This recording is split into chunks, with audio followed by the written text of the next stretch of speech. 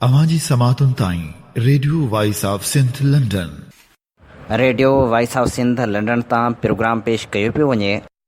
मुल्क में हर शइ ते लॻल टैक्स वारी सूरत हाल पेश कयूं था हिकु मज़मून, ऐं इहो मज़मून लिखियो आहे असर इमाम, जंहिंजो उनवान आहे टैक्स ॾींदा रहो। टैक्स उहा रक़म आहे जेका कंहिं बि मुल्क जी रियासत जे ख़र्च पखनि खे हलाइण लाइ उतां जी अवाम खां उगाड़ी वेंदी आहे। रियासती ख़र्च पखनि मंझां मुराद आहे रियासत पारां अवाम खे मिलंदड़ सहूलियतनि, सरकार जा ख़र्च ऐं उन इदारे जा ख़र्च बि जेको टैक्स उगाइण लाइ ज़िम्मेवार हूंदो आहे। आम तौर ते उन इदारे जे ख़र्चनि खे बि सरकारी ख़र्चनि में ई ॻणियो वेंदो आहे।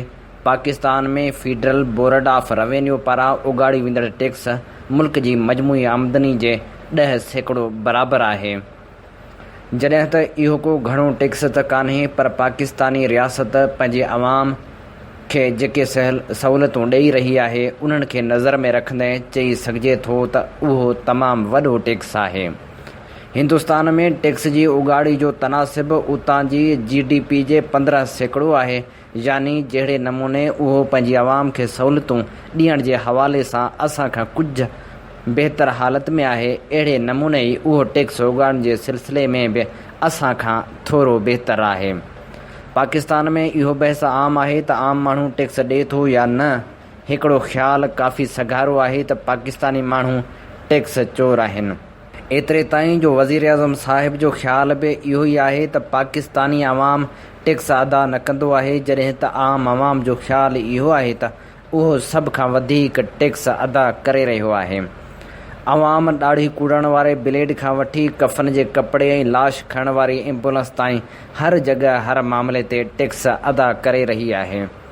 माली साल 2017 ऐं 2018 दौरान पाकिस्तानी माण्हू 4.4 खरब रुपया टैक्स अदा कई, जॾहिं त सरकार जा ख़र्च 7.4 खरब रुपया हुआ। अवाम बेपहुच ऐं बेसहारा, इन करे उनखे एतिरो बार बर्दाश्त करणो पियो। पर छा उन अरसे दौरान हुक्मराननि बि का क़ुर्बानी ॾिनी? हरगिज़ न, छाकाणि त हुक्मरान ताक़तवर आहिनि। फ़ैसिलो करण जो इख़्तियार उन्हनि वटि आहे त उहे पंहिंजे ख़िलाफ़ु फ़ैसिलो या कानून साज़ी छो कंदा। अवाम ते टैक्स जो बार भले केतिरो बि वधाइजे, अवाम जेकॾहिं 2 खरब रुपया या अञा बि वधीक टैक्स अदा करण लाइ तयारु थी वञे, तॾहिं बि सरकार पंहिंजा ख़र्च घटाइण लाइ तयारु न थींदी, न वरी अवाम खे सहूलियतूं ॾियण लाइ राज़ी थींदी। वज़ीर आज़म इमरान ख़ान साहिब ॾाढे ॾुखारे अंदाज़ में इहो त इज़हारे थो त पाकिस्तान जी 1% खां बि घटि आबादी पंहिंजी दौलत ऐं असासनि बाबति सालियानो गोशवारा जमा कराए थी, पर हूअ उन जे सबबनि बाबति नथो सोचे। ज़ाहिर आहे उन जो सभ खां वॾो सबबु त उहो अदम एतमाद आहे जेको असांजे मुल्क जी अवाम ऐं हुकूमत विच में फैलियलु आहे। अवाम खे ख़बर आहे त सरकार ईमानदार माण्हुनि जी कान्हे, उन करे अवाम ख़ौफ़ज़दा आहे त अहिड़ी सरकार अॻियां पंहिंजा असासा ज़ाहिर करण जो मतिलबु हूंदो पंहिंजे लाइ वधीक परेशानी पैदा करणु। मुल्क जे हर हुक्मरान जी इमरान ख़ान जो ख़्यालु बि इहो ई हो त हू इक़्तिदार में अची टैक्स जे निज़ाम खे दुरुस्त कंदो ऐं उन तरीक़े सां मुल्की आमदनी में ज़बरदस्त वाधारो कंदो। उहे डाड़ूं ठकाव पंहिंजी जाइ ते, पर हक़ीक़त इहा आहे त ख़ान साहिब जी हुकूमत में अचण खां पोइ रुॻो टैक्स जे तनासिब खे वधायो वियो आहे, दुरुस्त कुझु बि न कयो वियो आहे। अॻु जीअं ई अवाम ते बार विधो वियो आहे, ख़ासि माण्हुनि ते न। सालियानो 12 लख रुपया आमदनी वारनि माण्हुनि खे टैक्स खां आजो करार ॾिनो वियो आहे, पर हिन हुकूमत जी उहा छूट घटाए 6 लख रुपया सालियानी करे छॾी आहे, यानी हर उहो माण्हू जेको सालियानो 6 लख रुपयनि खां वधीक आमदनी रखे थो उहो बि टैक्स अदा कंदो। हेठिएं तबिके खे क़ुर्बानी ॾियण लाइ चयो वियो आहे, मथे तबिके खे हथ न लातो वियो आहे। गाॾियुनि ऐं मिल्कियतनि ते टैक्स अहिड़े नमूने लॻायो वियो आहे जो पाकिस्तान जो जॾो फेॾो विचोलो तबिको बि रहड़जी वञे। जेतोणीकि असांखे इहो ॿुधायो वियो त इमरान ख़ान जीअं ई वज़ीर आज़म थींदो त परॾेह में पियल $200 अरब वापसि वतन आणींदो, पर कड़ी सचाई इहा आहे त गुज़िरियल साल 20 जून ताईं पाकिस्तान जी सरकार जी कुल आमदनी 5.2 खरब रुपया हुई, जॾहिं त टैक्स मंझां आमदनी 4.5 खरब रुपया हुई।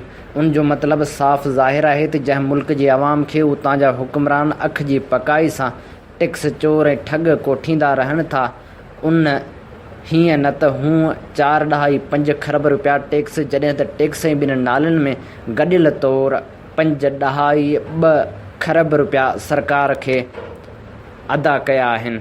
इन करे उहा बकवास हाणे बंदि थियणु घुरिजे त पाकिस्तानी माण्हू टैक्स चोर आहिनि।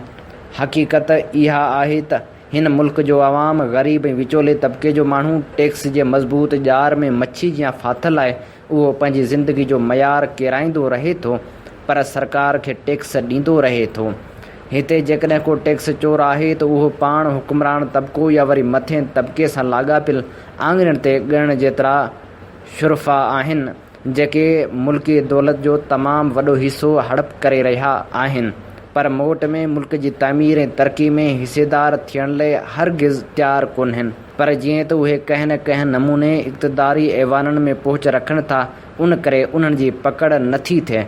उन तबिके जा माण्हू भला हुकूमत में हुजनि या मुखालिफ़ धुर में, पर मुआशी तौर ते खेनि को बि नुक़सानु न ॾिनो वेंदो आहे। अवां ॾिसो था त नवाज़ शरीफ़ हुजे या ज़रदारी जेल में भल हुजनि, पर मुल्क खां ॿाहिरि मौजूदु संदन बैंक अकाउंट या मिल्कियतनि खे को लहर लोॾो कोन्हे। सुवाल इहो आहे त सॼी दुनिया अंदरि माण्हू पंहिंजी रियासत खे टैक्स ॾींदा आहिनि, जंहिंजी मोट में रियासत खे न सहूलियतूं ॾींदी आहे, पर हिते असां वटि रियासत पंहिंजे शहरियुनि खे कहिड़ियूं सहूलियतूं ॾेई रही आहे। ॿियनि खे छॾियो, रुॻो इहो ॾिसो त पाकिस्तान जे शहरियुनि खे जीअण जो साफ़ पाणी मुहैया करण जे हवाले सां कहिड़ी हालत आहे। मुल्क जे सभ खां वॾे कॉस्मोपॉलिटन शहर कराची में बि पीअण जो साफ़ पाणी नथो मिले।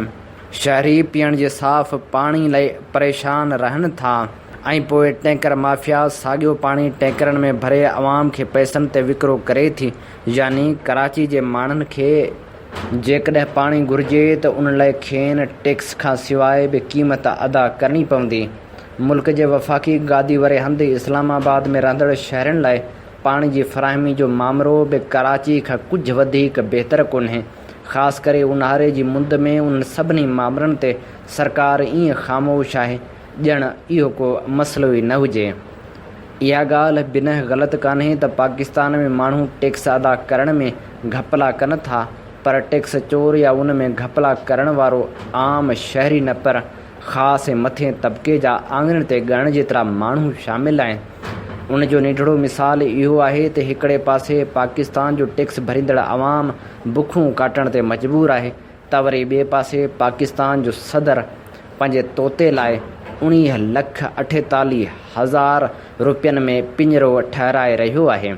हिन मुल्क में अवाम खे रियासत न अटो ॾींदी, न कपिड़ो, न छत। अवाम खे पीअण जो साफ़ पाणी, जीअण ऐं इज़त सां रहण जो हक़ बि कोन्हे, पर उन खां टैक्स पाबंदी सां उगाड़ियो वेंदो।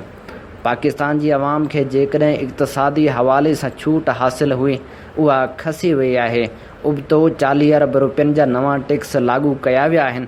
वज़ीर आज़म साहिबु अञा बि दड़का ॾेई रहियो आहे त रेढ़ी वारे खे बि टैक्स ॾियणो पवंदो। जनाब आली, रेढ़ी वारो त अॻी टैक्स ॾिए थो, उन खां टैक्स वठी ॾेखारियो जेको हर हुकूमत खां ॾाढो रहियो आहे। सरकारी मुलाज़िम जेका पघार बैंक अकाउंट मंझां खणे थो, उहो त हथीको आहे त उन ते जेतिरी चाहियो टैक्स कटे वठोसि, पर छा उन वापारी जो बि रस्तो रोके सघंदो जेको सेल्स टैक्स बि पंहिंजे ग्राहक खां उगाड़े रहियो आहे। एडवांस पघारूं कर्ज़ तौरु वठंदड़ सरकारी मुलाज़िम खां व्याज त वठो था, पर 2% टैक्स बि वठो था।